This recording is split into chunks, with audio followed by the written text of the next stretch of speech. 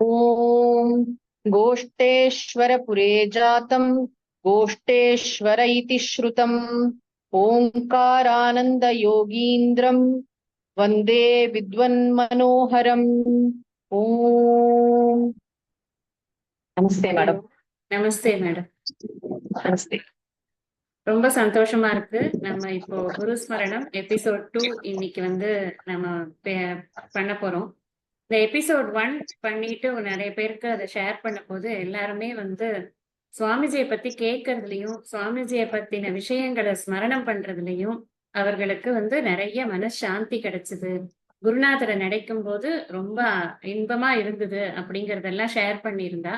அது மாதிரி இன்னும் நிறைய விஷயங்கள் கேட்கறதுக்கு எங்களுக்கு நீங்க சொல்லணும் அப்படின்னு எல்லாமும் கேட்டிருந்தாங்க. அந்த ஒரு வியாஜத்துல நமக்கு இப்ப இந்த 2வது எபிசோட் பண்ணும் பொழுது நான் நினைச்சுக்கிறேன், இது சுவாமிஜியனுடைய அனுமதி தான். நமக்கு நீங்க அனுகிரகம், அனுமதி, நீங்க எல்லாம் நல்ல சத்சங்கமா பேசுங்கோ என்னை பத்தி, அது மூலமா உங்களோட மனசெல்லாம் சுத்தப்படுத்திக்கோங்க அப்படின்னு சொல்ற மாதிரி எனக்கு அது ஒரு சூச்சனையா தோணுது. இன்னைக்கு எனக்கு என்ன தெரிஞ்சுக்கணும் அப்படின்னு நான் நினைச்சேன் அப்படின்னா, நான் சுவாமிஜியை பார்த்தா எப்பவுமே ஃபர்ஸ்ட் டாக்ல இருந்து வியந்து கொண்டிருக்கிற ஒரு விஷயம் என்னன்னா, சுவாமிஜியோட அந்த அறிவு ஞானம் ரொம்ப அபரிமிதமான ஒரு சுத்தமான ஒரு ஞானம். எந்த அப்பழுக்கும் இல்லாத அது டெலிவரியில அவர் கொடுக்கிற ஒரு விஷயம். இன்னொன்னு எந்தெந்த விஷயத்தெல்லாம் கோட் பண்றார், எப்போதான் படிச்சிருப்பார், எந்த ஜென்மால படிச்சிருப்பார் அப்படின்னு எல்லாம் ரொம்ப நமக்கு ஒரு ஒரு ஆர்வம், ஒரு ஆசை வருது அவரை பார்க்கும்போது. ஞான சரஸ்வதியா அவர் நம்மளோட வாழ்ந்தார் அப்படிங்கிறதுனால. அதனால எனக்கு முதல்ல இன்னைக்கு கேள்வியே அவருடைய இளமை பருவம் எப்படி இருந்தது, அது உங்கள்கிட்ட எவ்வளவு தூரம் அது உங்களுக்கு எவ்வளவு தூரம் தெரியுமோ அதை நாங்க கேட்டுக்கணும் அப்படின்னு நாங்க ரொம்ப ஆசைப்படுறேன் நானு. நீங்க அதை பத்தி இன்னைக்கு ஃபர்ஸ்ட் சொல்லுங்க. ரொம்ப சந்தோஷம் மேடம். இந்த வாய்ப்புக்கே ரொம்ப நன்றி. ஏன்னா சுவாமிஜி கிட்ட எவ்வளவு சொல்லியிருக்காரோ எனக்கு எவ்வளவு தெரியுமோ நான் சொல்றேன். சுவாமிஜியோட குழந்தை பருவம், இளமை பருவம் பற்றி சுவாமிஜியே ஒரு ஆச்சரியம், ஒரு ஒண்டர் தான். அவரை நினைச்சாலே அவருடைய அம்மா அப்பாவை பத்தி சுவாமிஜி சொல்லும்போது தெய்வீகம் நிறைந்த பெற்றோர் அப்படிங்கிற வார்த்தையை சொல்வார். அப்படி ஒரு பக்திமதி அந்த அம்மா. அப்பாவும் ரொம்ப சிறந்த சிவபக்தர். அப்பா பேரு வைத்தியநாத கணபாடிகள்னு பேரு. இந்த பேரூர் சிவன் கோவில் இருக்கு இல்லையா, அது நல்ல பாடல் பெற்ற ஸ்தலம். இப்ப பழங்காலத்து கோவில் சுந்தரமூர்த்தி நாயனார் பாடின பேரூர் உறைவாய் பட்டி பெருமான் பிறவா நெறியானே, அந்த பாட்டெல்லாம் கூட சுவாமிஜி சொல்லுவார். சோ அந்த சிவன் கோவில்ல அவருக்கு என்ன வேலைன்னா, ஒரு நாளைக்கு எத்தனையோ வாட்டி ஸ்ரீருத்ரம் ஜபம் பண்றதுதான் அவருடைய பணி. அதுதான் அவர் கோவில்ல அவருக்கு உத்தியோகம். எல்லா நேரமும் கணப்பாடிகள் வேற நன்னா வேதம் படிச்சிருந்தார், சிவப்பழமா இருப்பாராம். அம்மா அலமேலு அம்மா. அம்மா கொஞ்சம் தலைமுறைகளுக்கு முன்னாடி பாரதியாரோட மனைவிக்கு உறவுன்னு சொல்லுவா. ரொம்ப சிறந்த பக்திமதி அந்த அம்மாவுடைய அப்பா. அதாவது சுவாமிஜியோட தாய் வழி பாட்டனார் பெருங்களூர் கிருஷ்ண கணபாடிகள்னு ஒரு பெரியவர். பெருங்களூர் நம்ம புதுக்கோட்டை பக்கத்துல இருக்கு இல்லையா, அங்க இருந்த ஒரு பெரியவர். பெருங்களூர் கிருஷ்ண கணபாடிகள் தன்னுடைய மகளான அலமேலுவுக்கு 16 ஜபங்கள் எடுத்து வச்சிருந்தாங்க. 16 மந்திர ஜபம். சோ இந்த 16 மந்திர ஜபத்தையும் அந்த அம்மா தினமும் பண்ணுவா. அதாவது சுவாமிஜி என்ன சொல்வாருன்னா, யாராவது ஜபம் பண்ண டைம் இல்ல அப்படின்லாம் சொன்னா, எங்க அம்மா 16 ஜபம் பண்ணுவாப்பா அப்படின்பாரு. அந்த ஜபத்தோட பலனாதான் சுவாமிஜி பிறந்தாரோ நமக்கு தெரியாது. அதாவது சுவாமிஜி சொல்வாரு, அரிசியை ஒலையில போட்டுட்டு ஒரு சுக்லாம்பரதன் ஒரு ஜபம், பருப்பை போட்டுட்டு இப்படி கிச்சன்ல இருக்கிற வேலைக்கு நடுவுலயே ஜப்பம் பண்ணுவா. இதெல்லாம் நம்ம தெரிஞ்சுக்கணும். எவ்வளவு இன்ஸ்பிரேஷன். நேரம் இல்லைன்னு சொல்றோமே, அந்த அம்மா எப்படி இருந்திருக்கா அப்படின்னு. ஆக அந்த பாட்டிக்கு முதல்ல சுவாமிஜிக்கு ஒரு அண்ணா, ஒரு அக்கா, இன்னொரு அண்ணாலாம் கூட உண்டு. அவெல்லாம் கல்யாணம் ஆகி ரொம்ப வயசானி இந்த தம்பதி பார்த்தேன்னா இது ஒரு ஆச்சரியம். சுவாமிஜியோட அப்பாவுக்கு கிட்டத்தட்ட 60 வயசு, அம்மாவுக்கு ஒரு 45 வயசு. அந்த மாதிரி ஒரு இது நேரத்துலதான் சுவாமிஜி பிறக்கிறார். அதாவது குழந்தைகளுக்கும் சுவாமிஜியோட அண்ணாக்கும் அவருக்கும் கிட்டத்தட்ட 25 வயசு வித்தியாசம்னா பாத்துக்கோங்களேன். அவ்வளவு ஒரு பெரியவாவெல்லாம் ஏதோ ஒரு பகவானோட அவதாரம் மாதிரிதான் அந்த ஞானிகளோட பிறப்பு. எப்பயுமே இப்படித்தான் இருக்கு. எல்லா மகான்களுடைய சரித்திரத்தையும் பார்த்தா அந்த குழந்தை ரொம்ப அந்த அம்மா அப்பாவுக்கு ஒரு மன முதிர்ச்சி இருக்கும் பொழுதுதான் அந்த குழந்தையே அவர்கள் மூலமா பிறக்கும் உலகத்துல. இப்ப அந்த பேரூர் பெருமானுடைய பிரசாதமா சுவாமிஜி பிறக்கிறாரு. சுவாமிஜிக்கு கோஷ்டேஸ்வர சர்மான்னு அந்த ஊர் சிவனோட பேரே வைக்கிறா. அப்போ சுவாமிஜியோட அங்க யாரோ சொன்னாலாம் இந்த பேர் யாரையோ வைக்க சொன்னாரா. அந்த ஊர்ல ஒரு பெரியவர் இருந்தார், ஒரு சித்தர் இருந்தார். அவர் இந்த சுவாமியோட பேரே வைங்கோன்னு சொன்னாராம். இல்ல நாங்க முன்னாடி ஒரு குழந்தைக்கு மரகதம்னு பேர் வச்சோம், மரகதவல்லின்னு வச்சோம், அந்த பொண்ணு போயிட்டா. ஏன்னா அந்த காலத்துல அதான் சகஜம் இல்லையா, குழந்தை பிறக்கிறதும் இது பண்றதும்.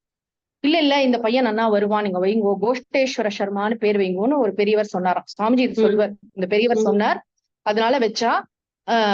கூப்பிடுற பேர் வந்து மனோகர், மனோகரமா இருப்பார் அப்படின்னு சொல்லுவார். குழந்தையில இருந்தே அவர் வந்து ரொம்ப ஒரு சாமிங் குழந்தை, ரொம்ப குறும்புக்கார குழந்தை. அது சொல்லுவார், ரொம்ப நாட்டியா இருப்பாராம், எங்க பார்த்தாலும் ஓடுறது எல்லாம். அந்த குழந்தையில வந்து அம்மா ரொம்ப கஷ்டப்பட்டிருக்கா குழந்தைய ஹேண்டில் பண்றதுக்கு.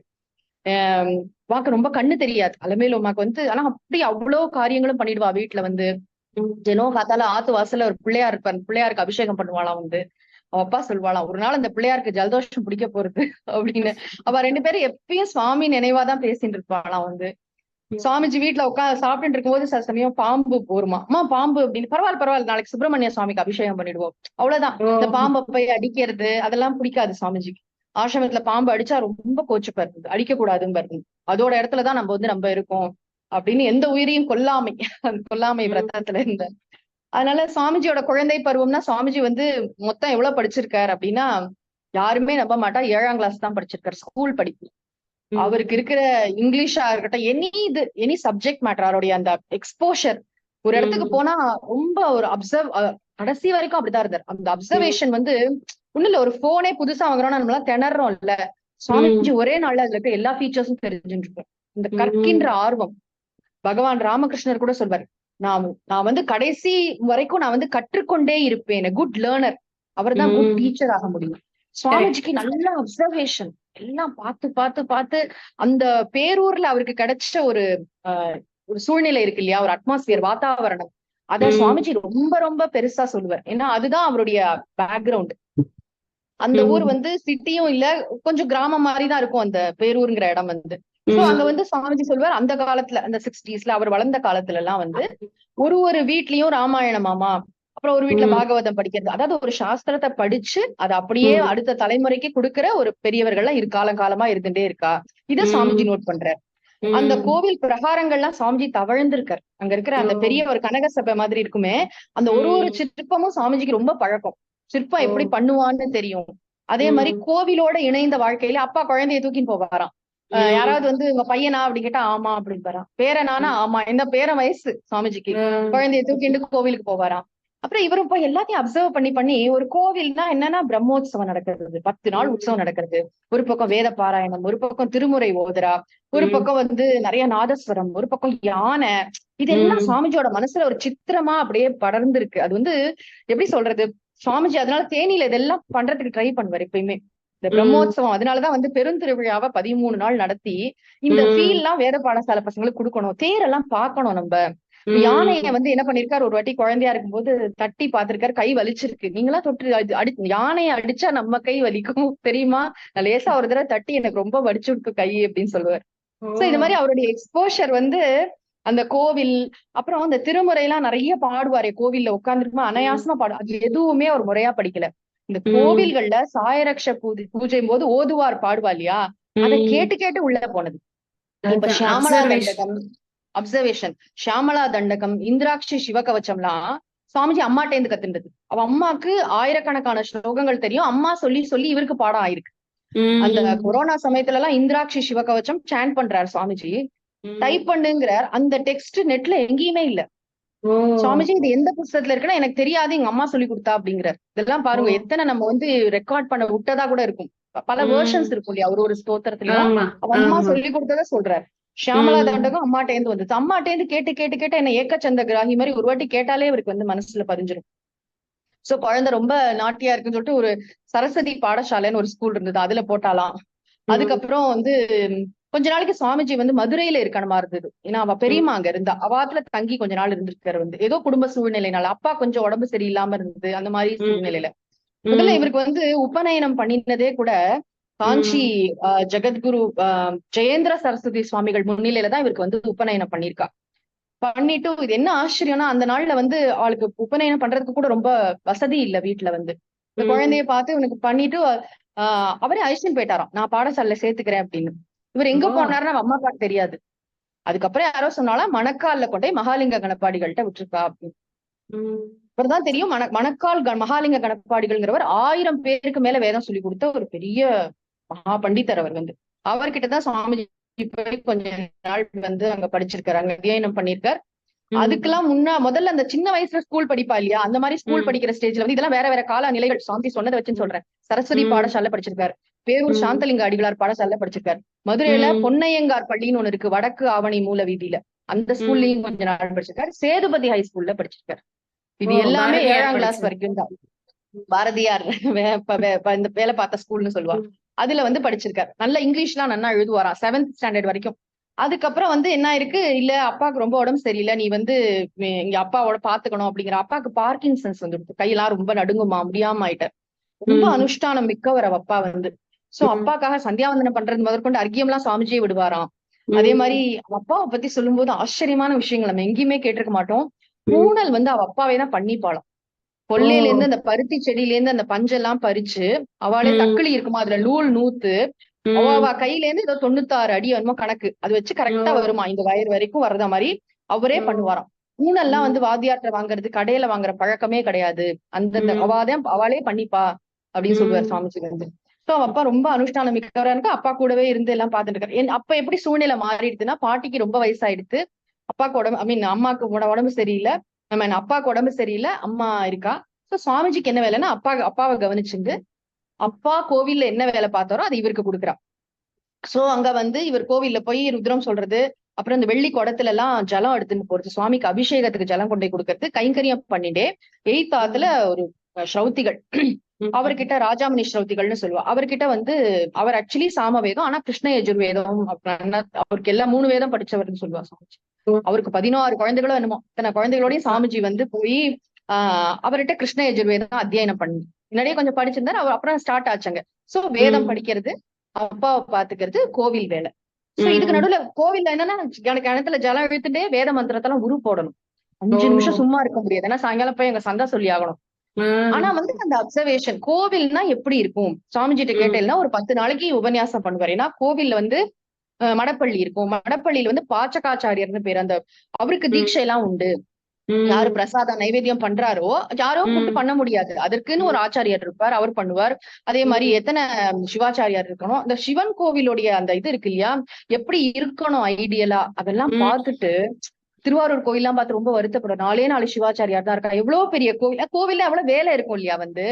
சுவாமி அப்ப உற்சவம் எல்லாம் நடத்தணும்னா ஆள் வந்து உள்ள அவ்வளவு பேர் இருக்கணும் நமக்கு வந்து, அதுவும் விஷயம் தெரிஞ்சவர்களா இருக்கணும், நிஷ்டை உள்ள, அதற்குன்னு ஒரு வாழ்க்கை முறை இருக்கு இல்லையா, அதை வச்சுதானே வாழ முடியும். சோ அதெல்லாம் சாமிஜி நன்னா பாத்துருக்காரு. அந்த காலத்து போட்டோ கூட ஒண்ணு உண்டு, அந்த கோவில்ல வேலை பார்த்தவா எல்லாரோடையும் சாமிஜி ஒரு குரூப் போட்டோல நான் எங்க இருக்கேன் கண்டுபிடி அப்படின்னு ஒரு வாட்டி கேட்டார் வந்து. ஒரு 40-50 பேருக்குள்ள நிக்கிறாரு அவரும் வந்து. சோ அதுக்கு ஏதோ ஒரு பேரூர்ல ஒரு கோவில்ல ஒரு தடவை குரூப் போட்டோ எடுத்திருக்கா அவரு. இப்படி அவருடைய வாழ்க்கை வந்து அந்த பாடசாலையில வந்து படிக்காரு ராஜாமணி ஸ்ரௌத்திகள்கிட்ட. அவர்கிட்ட படிக்கும்பொழுது அந்த அம்மா ரொம்ப நல்லா சாமிஜிக்கு சாப்பாடெல்லாம் தோசையெல்லாம் கொடுப்பாளாம், எல்லாம் அதெல்லாம் ரொம்ப ஆசையா. அந்த காலத்து வாழ்க்கை முறையில வந்து எப்படி குழந்தைகள்லாம் வந்து ஒன்னா விளையாடுவா, ஒரு இது இல்லாம எல்லார் வீட்டையும் போயிட்டு வந்துட்டு அதெல்லாம் ரொம்ப அழகா ரசிப்பார். அந்த ஒரு வித்தியாசமே இல்லாம எல்லாரும் எப்படி பழகிட்டு இருந்தா அப்படின்னு.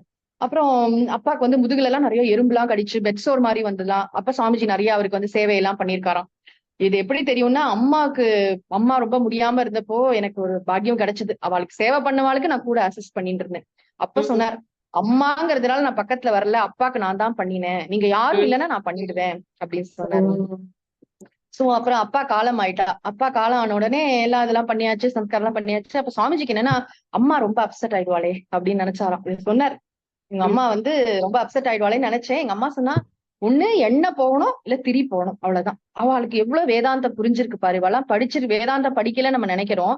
ஏதோ ஒண்ணு முன்னாடி பொண்ணு கணவன் போவான் இல்ல மனைவி போவா, அவ்வளவுதானே. ஒண்ணு எண்ணெய் குறையணும் இல்லைன்னா திரி குறையணும் அப்படின்னு சொல்லி அத எடுத்துட்டா.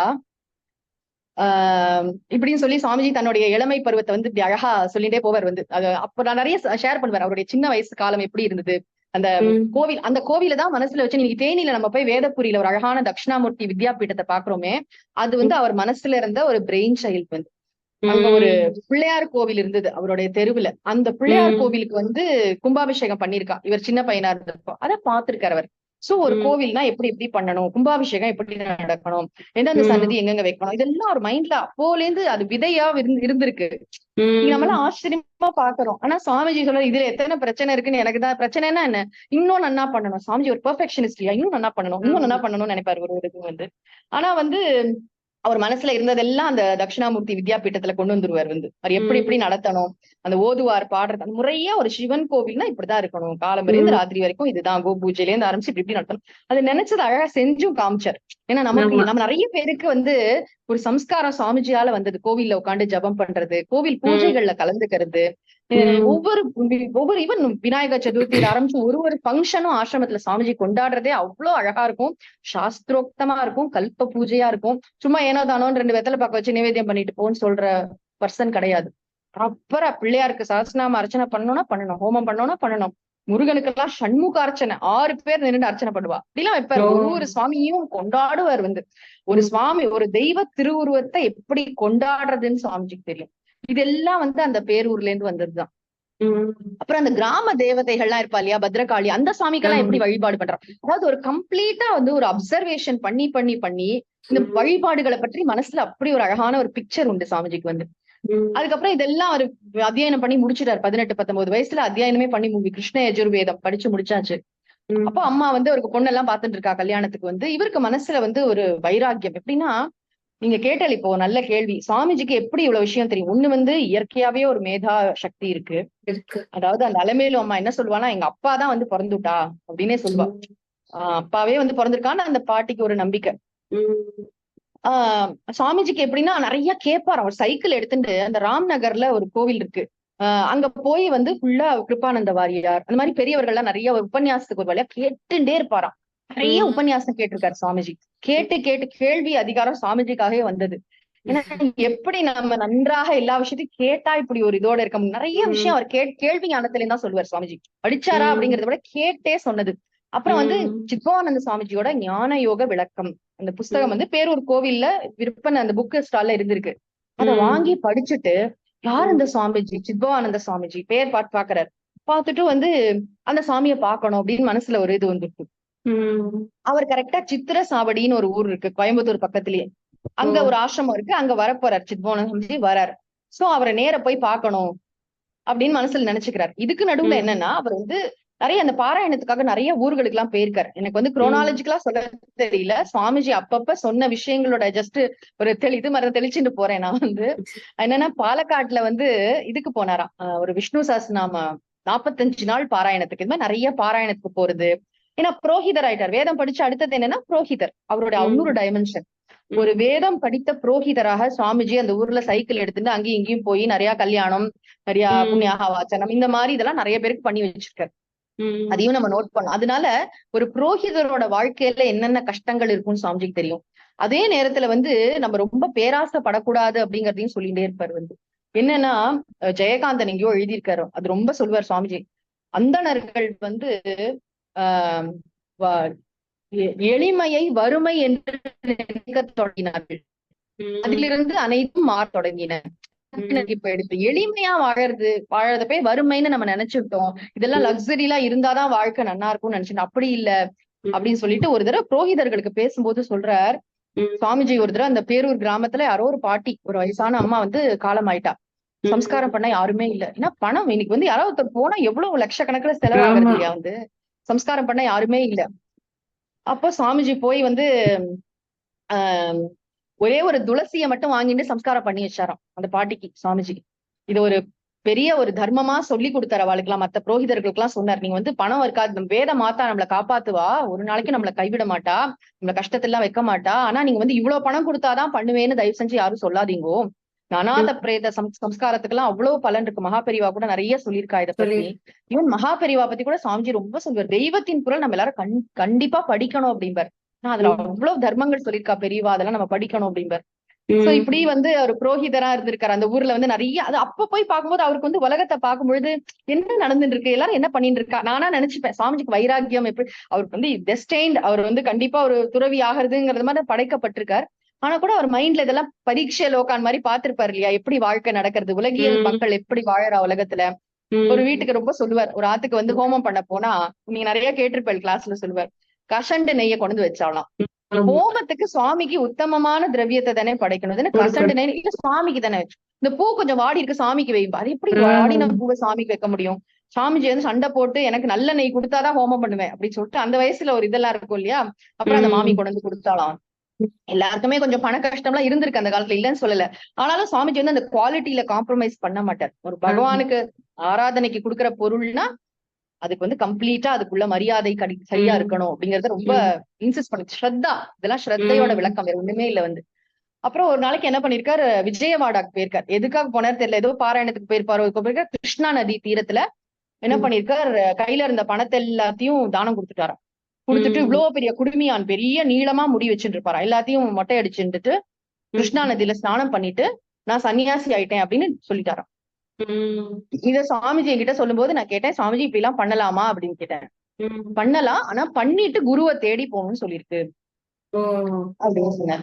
சோ அது பண்ணிட்டு வந்துட்டார். பாட்டிக்கு அம்மாக்கு ஒரே ஷாக். ஏன்னா பாட்டின்னா நம்மள கூப்பிட்டதுனால பாட்டிங்க, சாமிஜியோட அம்மாக்கு ஒரே ஷாக். இந்த வயசான காலத்துல இந்த பையன் இப்படி ஒரு இது கொடுக்குறாரே நமக்கு அப்படின்னு. இப்போ சாமிஜி ஒரு ப்ராமிஸ் மட்டும் பண்ணிருக்கா, என்னன்னா உங்களை வந்து உங்களுக்கு ஏதாவது கஷ்ட காலம் உங்களுக்கு முடியாம யாருமே பாத்துக்கிறது இல்லைன்னா கண்டிப்பா நான் உங்களை பாத்துப்பேன். ஏன்னா அம்மா வந்து எவ்வளவு அம்மா கிட்ட அப்படிங்கிற அந்த பாட்டி வந்து அப்படி வளர்த்திருக்கா சாமிஜியை வந்து. அதனால சாமிஜிக்கு ரொம்ப அம்மானா எல்லாருக்கும் ஸ்பெஷல் தானே, சாமிஜிக்கு ரொம்ப ஸ்பெஷல் அம்மா வந்து அப்படி சொல்லிட்டு இருந்தார் வந்து. அப்புறம் இவர் வந்து சன்னியாசம் பண்ணதுனால அதுக்கப்புறம் ஆத்துக்கு போக முடியாது, வீட்டுக்கு போக முடியாது. அதனால ஒரு சாய்பாபா காலனில டாக்டர் சண்முக சுந்தரம் அப்படின்னு ஒருத்தர் இருந்தார் கோயம்புத்தூர்ல. அவரோட அவுட் ஹவுஸ்ல தங்கிட்டு புஸ்தகம் எல்லாம் படிச்சுட்டு அந்த அம்மா வந்து சாப்பாடு போடுவா, சாப்பிட்டுட்டு இருந்திருக்காரு.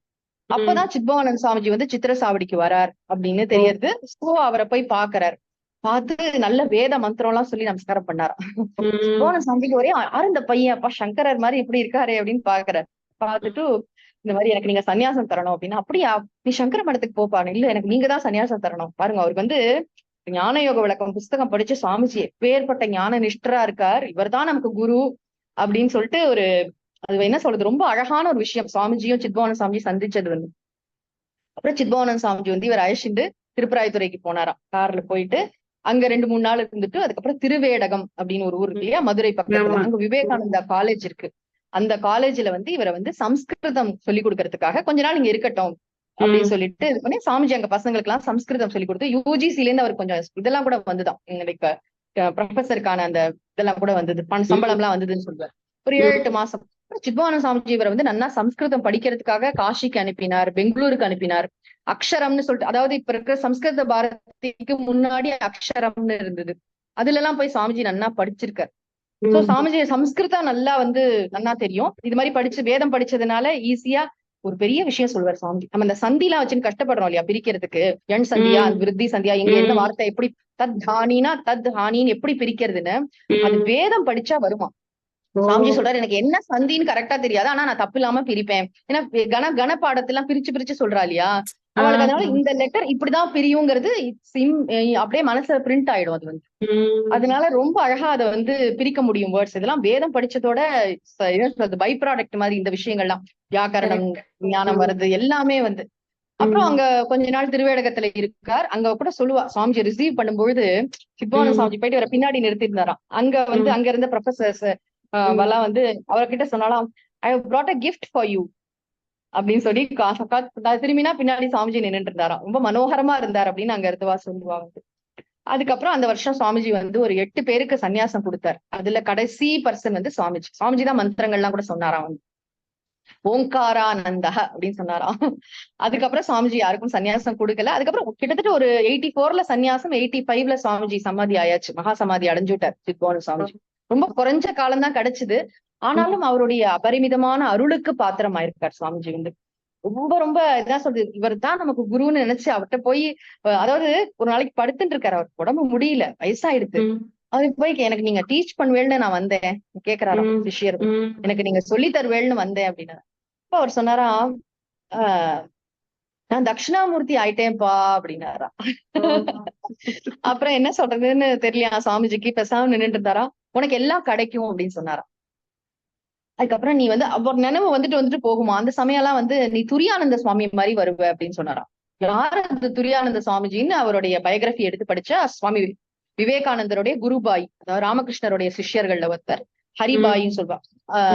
அவர் வந்து வெளிநாட்டுக்கெல்லாம் போய் நிறைய சாஸ்திர பிரச்சாரங்கள்லாம் பண்ணியிருக்காரு. சுவாமி விவேகானந்தரோட மிஷனுக்கு கூட நின்றுருக்காரு சுவாமி துரியானந்தர். அப்ப சாமிஜிக்கு தெரியும் நம்மளும் வெளிநாட்டுக்கு எல்லாம் போவோம் போல் இருக்கு அப்படின்னு நினைச்சேன். நடந்துட்டு பாரு, சித்வானந்த் சாமிஜியோட வார்த்தையெல்லாம் பலிச்சு எடுத்து பாரு அப்படின்னு.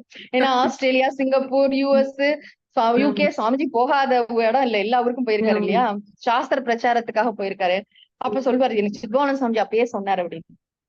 அதாவது சுவாமிஜியோட மகா சமாதிக்கு அப்புறமா வந்து சென்னையில பரமார்த்தானந்த சுவாமிஜியை பத்தி கேள்விப்பட்டு சுவாமிஜிட்ட வந்து வேதாந்த சாஸ்திரம் படிக்கணும் அப்படின்னு சொல்லிட்டு 8 வருட காலம் ஃபுல்லா உபனிஷதங்கள், சங்கர பாஷ்யம், பிரம்மசூத்திரம் இதெல்லாம் சுவாமிஜிட்ட படிச்சுட்டு அங்கங்க நடுவுல கொஞ்சம் அந்தர்யோகத்துக்கு எல்லாம் போயிட்டு வருவார். பட் நிறைய நேரம் படிப்பார்.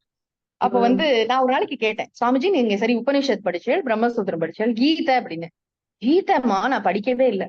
நான் பார்த்த உடனே எனக்கு கீதையில இருக்கிற ஸ்லோகம் எல்லாம் எனக்கு புரிஞ்சு விட்டுரும்.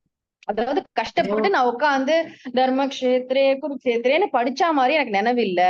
முன் ஜென்மால படிச்சிருப்பேன்னு ரொம்ப தெரியாது. ஆனா கீதையை பார்த்தா இதெல்லாம் ஆல்ரெடி தெரிஞ்சா மாதிரி இருக்கேன்னு தோணிட்டான். இதுக்கு என்ன சொல்ல முடியும் நம்ம? சாமிஜி வந்து எப்பேற்பட்ட, அதாவது முன் ஜென்மத்துல படிச்சு நம்ம சொல்றோம் இல்லையா, சைல்டு ப்ராடிஜி, இந்த மறுபிறவி கொள்கைக்கெல்லாம் வந்து இது ஒரு பிரமாணமா சொல்றோம். சாமிஜி தன்னையே சொல்லுவார், நான் கீதைய உட்காந்து கஷ்டப்பட்டு மனப்பாடம் பண்ண மாதிரி ஞாபகம் இல்ல, இதுக்கு அர்த்தம் தெரியலையேன்னு நான் வருத்தப்பட்ட மாதிரி எனக்கு ஒண்ணும் ஞாபகம் இல்லை. ஏன்னா நான் கீதை பார்த்த உடனே எனக்கு மந்திரங்கள் இது ஸ்லோகத்துக்கெல்லாம் மீனிங் புரிஞ்சுது. அப்கோர்ஸ் பரமார்த்தாஜிட்ட படிச்ச அந்த பேக்ரவுண்ட் கண்டிப்பா இருக்கு. எப்பனாலும் சுவாமிஜிட்ட போய் எல்லாம் கரெக்டா தெளிவா எல்லாம் சரி பண்ணிப்பேன்.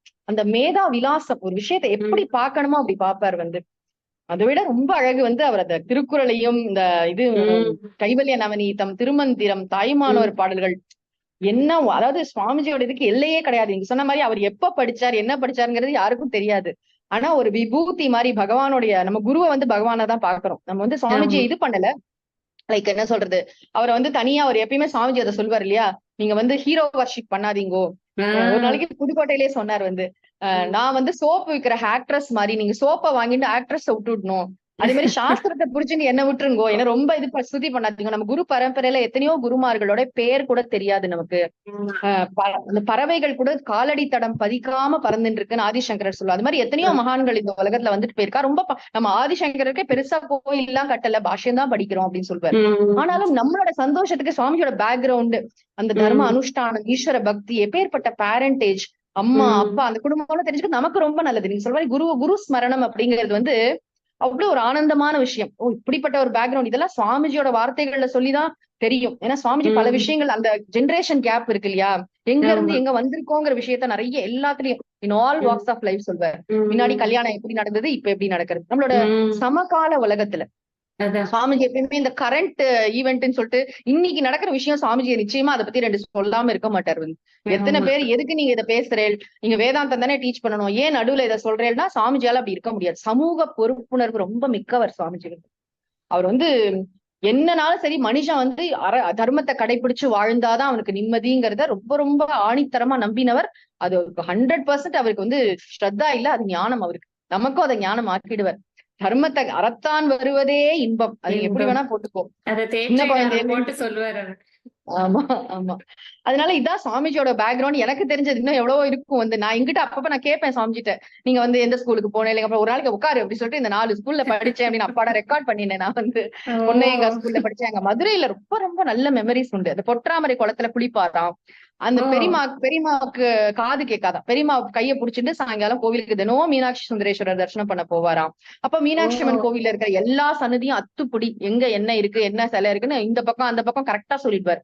அங்க நடக்கின்ற பூஜா முறைகள் கிரமங்கள் எல்லாம் நல்லா தெரியும். அதை பத்தி சிவாச்சாரியார்கிட்ட பேசுறதுக்கு ரொம்ப ஆனந்தப்படுவார். அந்த ஆகம விஷயங்கள்லாம் இருக்கு இல்லையா, அவகிட்ட ரொம்ப அழகா அதெல்லாம் கேட்டு நிறைய விஷயம் தெரிஞ்சுப்பார். அதான் நமக்கு எல்லாம் தெரியுமே அப்படிலாம் இருக்க மாட்டாரு. அவங்க கிட்ட புதுசா கேட்டு அவளுக்கு ரொம்ப சந்தோஷமா இருக்கும் சுவாமி கிட்ட வந்து அந்த விஷயங்கள் எல்லாம் பகிர்ந்துக்க. ஏன்னா படிச்சதா கேள்வி ஞானம்ங்கிறது நம்மளா படிக்காட்டாலும் அதுல இருந்து தெரிஞ்சுக்கிறது. காமிகாகமத்துல என்ன சொல்லியிருக்கு, ஒண்ணும் இல்ல, தேனியில தட்சிணாமூர்த்திக்கு கோவில் கட்டுறார் சுவாமிஜி. பிரம்மச்சாரிகள்லாம் உட்காந்து அவ்வளவு ஜபம் பண்ணிருக்கா, லட்சக்கணக்குல தட்சிணாமூர்த்தி வந்துட்டாரு. எல்லாரும் எதுக்குங்கன்னு கேட்டா கடைசியில ஆகமத்துல சொல்லியிருக்கு, இந்த மாதிரி நதிக்கரையில இந்த மாதிரி தெற்கு பக்கத்துல தட்சிணாமூர்த்திக்கு கோவில் அமைப்பது விசேஷம் அப்படிங்கிறது ஆகமத்துல போட்டிருக்கு. இது எவ்வளவு பெரிய விஷயம். ஒரு நதிக்கரையில வந்து அது சாமிஜி அந்த மேற்கு தொடர்ச்சி மலையே வேதகிரி அப்படிம்பார். அது வேதபுரி, வேத நெறி, பத்திரிகை பேர் எல்லாம் வந்து வேத சம்பந்தமா வச்சிருப்பாரு. சுவாமி வந்து அங்க எழுந்தருளி இருக்காரு 9 அடிக்கு. அப்படி கல்லால மரத்தடியில தட்சிணாமூர்த்தி அப்படி வரணும்னா சும்மா ஒரு மனுஷன் ஆசைப்பட்டு கட்டிட முடியுமா? தெய்வ அருள், தெய்வ சங்கல்பம் எவ்வளவு இருந்தா அந்த மாதிரி ஒரு தானா வந்து சுவாமி உட்கார்ந்துட்டார். சுவாமி அப்படிதான் இருக்கும் அந்த தட்சிணாமூர்த்தியை பார்த்தா.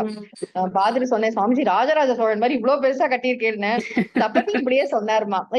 ஏறிதான் அபிஷேகமே பண்ண முடியும், இப்படி கீழே இருந்து பண்ண முடியாது. 9 அடி அவரோட உயரம்.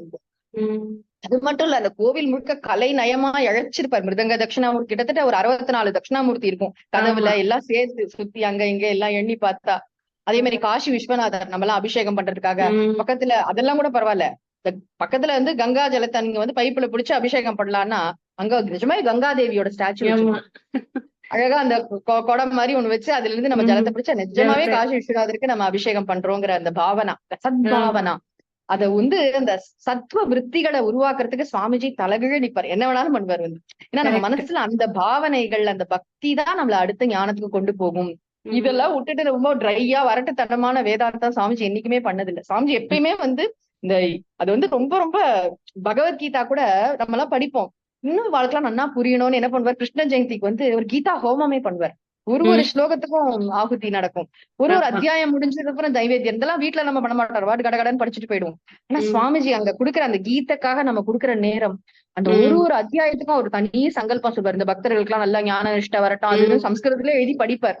அந்த மாதிரி ஒரு ஆச்சாரியார், அதாவது எப்படியாவது கீதையை நம்ம ஹிருதயத்துல கொண்டு போய் சேர்க்கணும், அதுக்காக அவ்வளோ அழகா பண்ணுவார். அது வந்து இதுதான் சுவாமிஜியோட இளமை பருவத்திலே ரொம்ப தூரம் வந்துட்டேன் போல இருக்கு. பட் ஆனா ஜெனரலி அவருக்கு வந்து நிறைய பெரியவர்களோட நிறைய தொடர்பு இருந்திருக்கு, நிறைய போயிருக்காரு. என்ன சொல்றது, பாராயணங்களுக்கு மட்டும் இல்ல, தயானந்த் சாமிஜி பாத்திருக்காரு.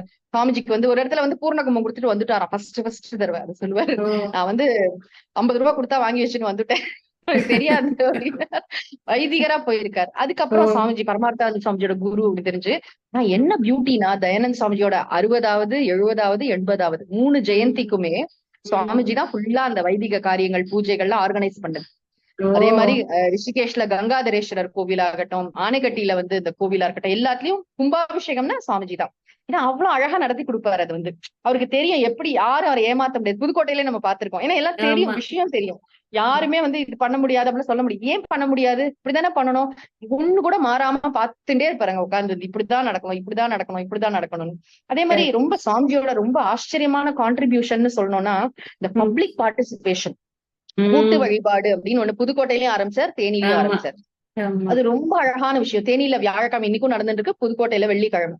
என்னன்னா நம்மளே வந்து நம்மளே நாமாவளி சொல்லி அஷ்டோத்திரம் சொல்லி பாட்டெல்லாம் பாடி நம்ம சார்பா அங்க அர்ச்சனை நடக்கும். எவ்வளவு பியூட்டிஃபுல் கான்செப்ட். நூற்றுக்கணக்கான பக்தர்கள் வந்து சந்தோஷமா அதுல வந்து பங்கேற்பாங்க. வந்து கோயில்கள் அங்கங்க நடக்கும். சாமிஜி அதாக நெறிமுறைப்படுத்துவார். அந்த நேரம் யாரும் குறுக்க இருக்க நடக்கலாம் விட மாட்டார். வந்து ரொம்ப ஆர்கனைஸ்டா பண்ணுவார். அது வந்து விளக்கு பூஜை நடக்கும்.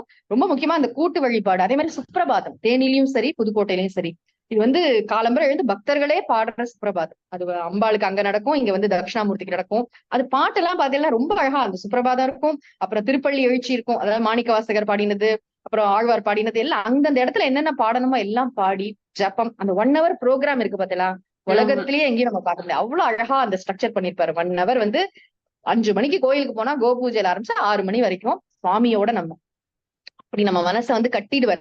அதனாலதான் தேனி ஆசிரமத்துக்கு வரவர்களும் சரி, புதுக்கோட்டையில சுவாமி ரொம்ப இந்த பூஜையை அப்படி ரசிப்பாங்க. ஏன்னா அது வந்து கிடைக்காது எங்கேயும். வந்து ஏன்னா சுவாமிஜி முன்னிலையில நடக்கும் பொழுது அவ்வளவு அழகா நடக்கும். அது வந்து அவரே வந்து உட்காந்து ஒரு நாள் கூட சுவாமிஜி வராம 4:45 வந்து கோயில்ல உட்கார்ந்துட்டு இருப்பார். காலம்புரை ஊர்ல இருந்தாருன்னா கண்டிப்பா ஹி வில் பி தேர்.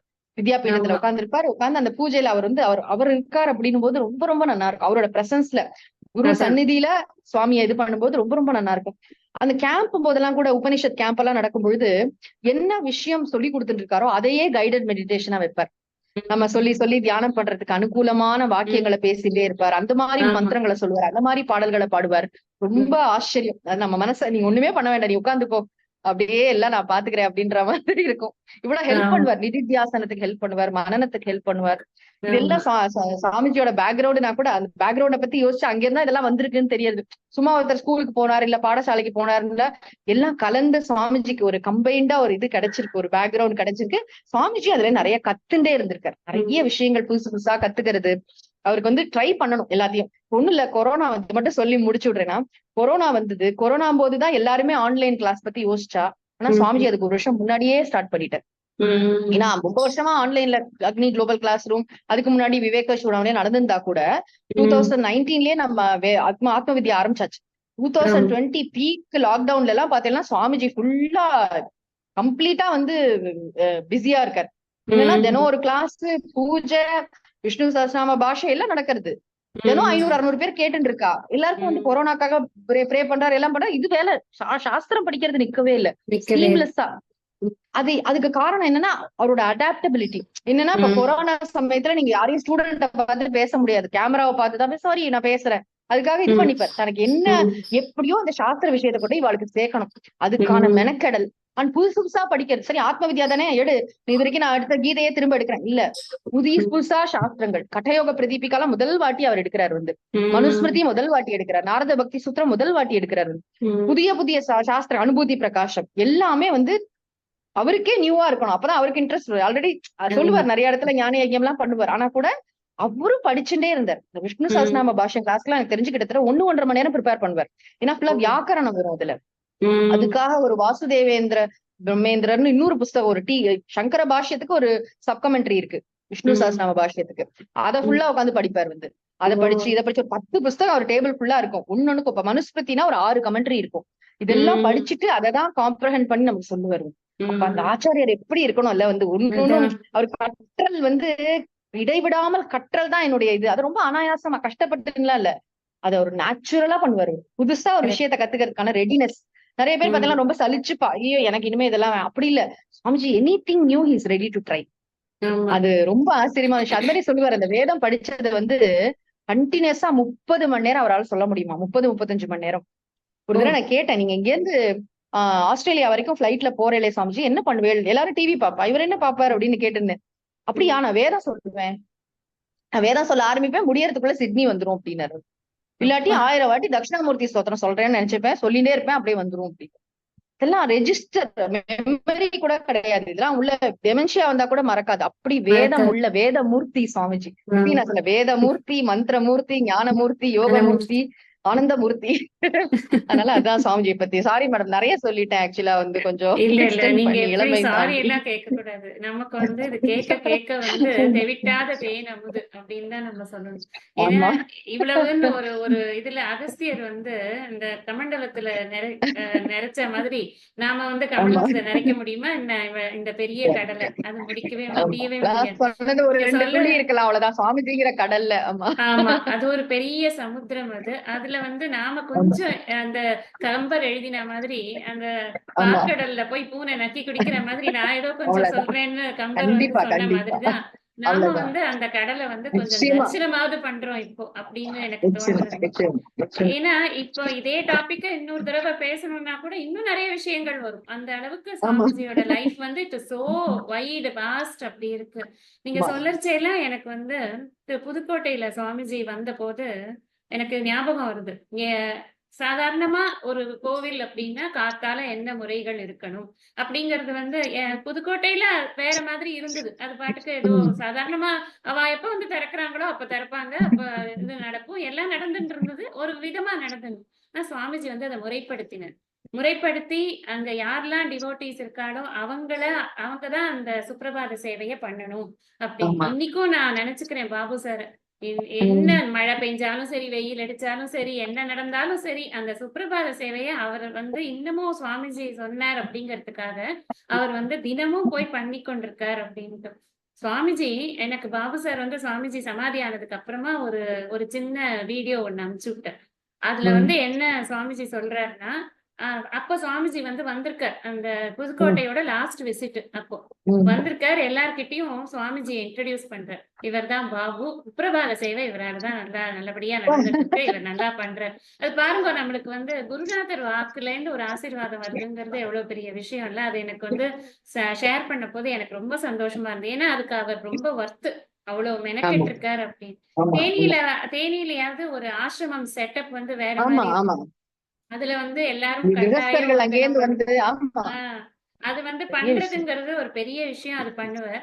அந்த தேனியில எனக்கு என்ன ஆச்சரியம்னா, நான் நினைச்சுப்பேன், நம்ம வந்து சீக்கிரமா எழுந்து ட்ரெஸ் எல்லாம் பண்ணிட்டு சாமிஜி போட்டு முன்னாடி போய் நின்னுடணும் அப்படின்னு. ஆனா ஒரு நாள் கூட நான் பண்ண முடிஞ்சதே கிடையாது. ஏன்னா எப்ப பார்த்தாலும் அவர்தான் முன்னாடி வந்து நிப்பார், ஜெயிச்சிருவார் அவர் எப்பவுமே.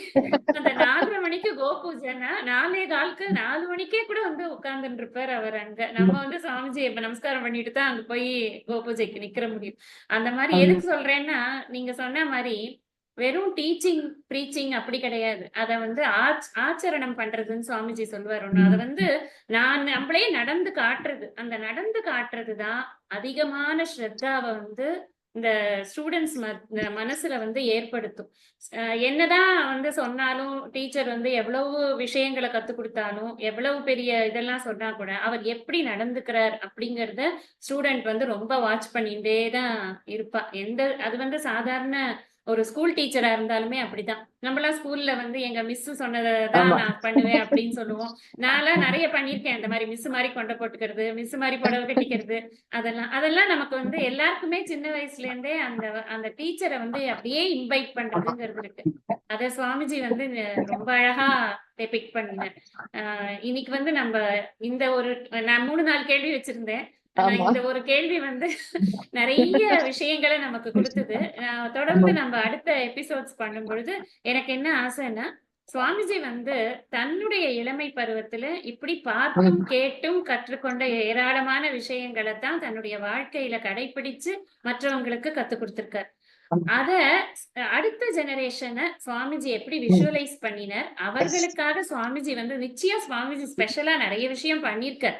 அதுல மாற்று கருத்தே இல்லை. அதை பத்தி நாம வந்து நன்னா சிந்தனை பண்ணணும். எனக்கு வந்து சுவாமிஜியோட ஒரு பெரிய டைமென்ஷன் இருக்கு. சுவாமிஜிக்கு நிறைய நிறைய டைமென்ஷன்ஸ் இருக்கு. ஒரு டைமென்ஷனா நம்ம வந்து அப்படியே அன்ஃபோல்ட் பண்ணி பண்ணி பார்க்கணும் அப்படின்னு ஒரு பெரிய பேராசை எனக்கு. ஒரே ஒரு விஷயம் மட்டும் சொல்லணும் மேடம். அதாவது நிறைய அந்த கணவன் மனைவி கவுன்சிலிங் எல்லாம் வருவா இல்லையா சுவாமிஜிட்ட, பிரச்சனை சண்டை, பேச மாட்டேங்கிறானா, அப்ப சுவாமிஜி ஒரு விஷயம் சொல்லுவார். எங்க அம்மா அப்பா வந்து எப்பயுமே பேசிட்டே இருப்பா. தொண கிளம்புற 3 மணிக்கு எழுந்து அவ அப்பா தான் காஃபி போட்டு வரான். காஃபி போட்டு அம்மாவை எழுப்புவாரா. 2 பேரும் அப்படி கொத்தரங்கா கூட்டு பண்ணட்டுமான்னு ஏதோ இன்னைக்கு தூங்கவே விட மாட்டா, பேசிட்டே இருப்பா.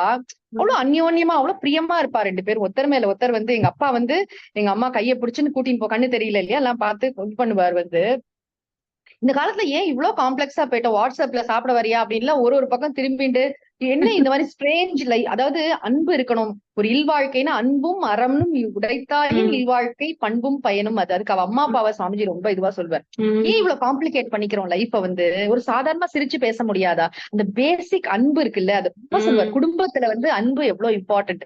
ஒரு நல்ல சைல்ட்ஹுட் வந்து இருக்கணும்னா அம்மா அப்பா வந்து ஒரு ஹார்மோனியஸா இருக்கிறது, அதுதான் அந்த குழந்தைக்கு வந்து நல்ல ஒரு பேஸா இருக்குங்கிறத சுவாமிஜி பதிவு பண்ணுங்க. சொல்ல விட்டு போச்சு எனக்கு வந்து. உண்மைதான். ஏன்னா அதனாலதான் அவர் வந்து அன்புடைமை பத்தி அவர் சொல்லும்போதும் சரி, இல்வாழ்க்கை, வாழ்க்கை துணை நலம், இதெல்லாம் வந்து நீங்க யோசிச்சு பார்த்தோம்னு வச்சுக்கோங்களேன், ஒரு சன்னியாசிக்கு இல்வாழ்க்கையுடைய அந்த ஒரு இன்ட்ரிகேட் தர்மாஸ் எல்லாம் எப்படி தெரிஞ்சிருக்க முடியும்? இப்ப ஆதிசங்கரோட வாழ்க்கையிலேயே பாக்குறோம். நம்ம வந்து மண்டன மிஸ்ரரோட மனைவி உபயபாரதி அம்மாள் வந்து கேட்ட உடனே இவர் வந்து கூடு விட்டு கூடு பாஞ்சிட்டு வந்தார் அப்படின்னு சொல்லி அவரோட சரித்திரத்துல எல்லாம் நம்ம பாக்குறோம். ஆனா சுவாமிஜியோட இத பார்த்தா நீங்க சொன்ன ஒரு விஷயம் ரொம்ப கரெக்ட். என்னன்னா, நம்ம பாக்குறது பாதி, கேட்கறது நிறைய. கேட்கறது அப்சர்வ் பண்றது இருக்கு இல்லையா, இந்த அப்சர்வேஷன் எங்க அப்பா அடிக்கடி சொல்லுவா, எங்க போனாலும் அப்சர்வ் பண்ணணும். நம்ம வந்து அதை அப்சர்வ் பண்ணி அந்த விஷயங்களை மனசுல கிரகிச்சுக்கணும். அப்பதான் நமக்கு அது வந்து திரும்ப யூஸ் பண்றதுக்கு இதுவா இருக்கும் அப்படின்னு.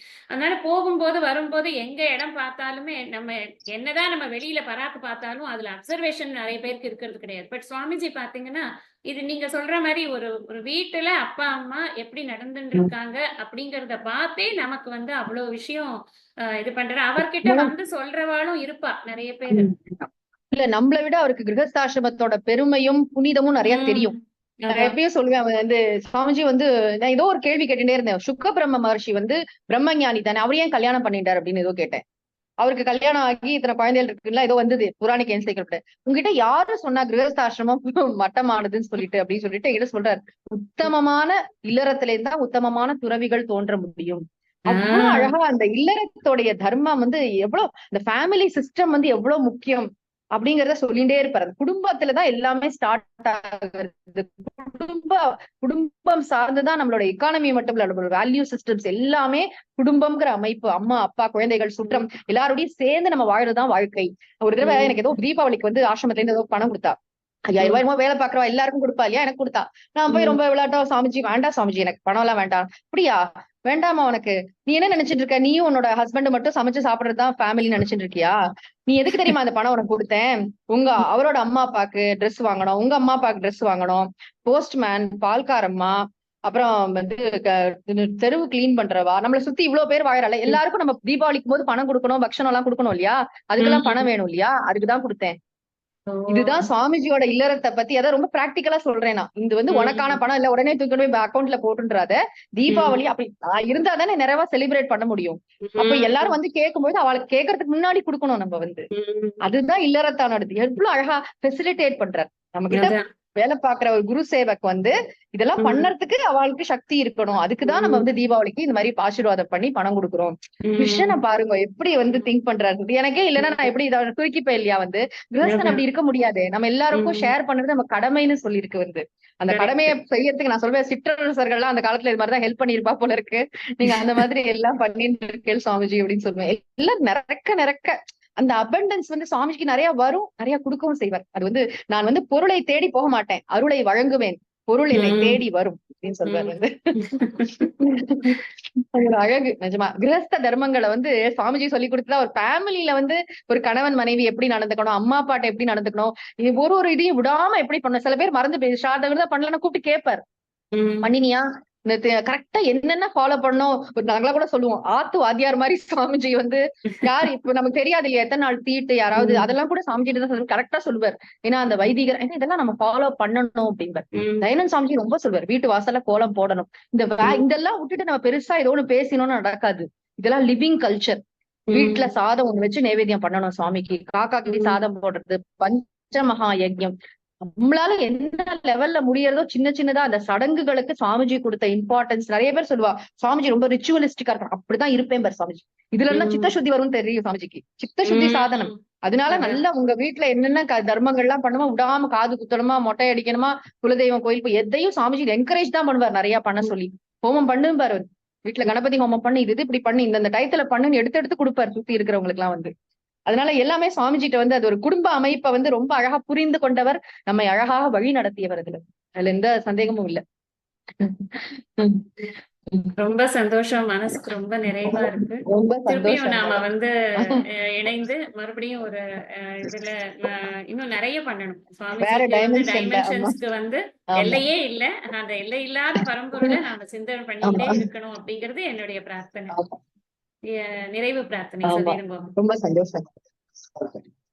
மூர்த்தி எல்லாம் வாழி, எங்கள் மோன குருவாழி, அருள் வார்த்தை என்றும் வாழி, அன்பர் வாழி பராபரமே.